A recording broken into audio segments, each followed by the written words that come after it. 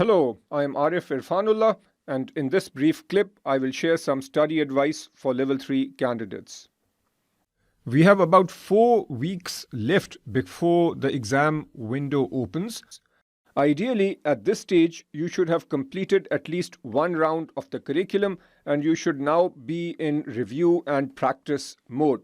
Now, in case you have not completed at least one round of the curriculum, then I will highly recommend that you cover the remaining material using our high yield videos. In these videos, I cover the most important points from every reading, and that will allow you to address the remaining readings in a short amount of time.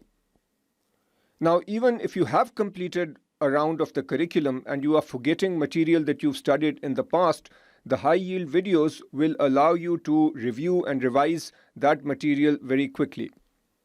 The most important activity at this stage is practice.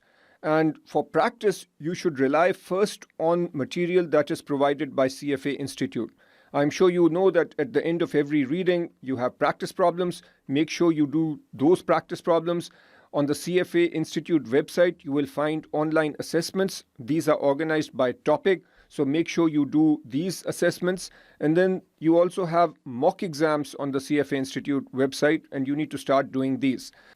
Now, with the essay exam, you might need some help with grading. So you take an exam, but you are not sure whether you have answered the questions properly or not. Here you can take advantage of our grading service.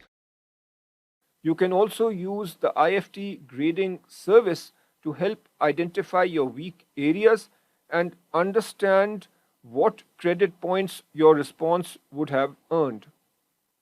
In this service, our instructors give you advice on how to improve your essay exam responses.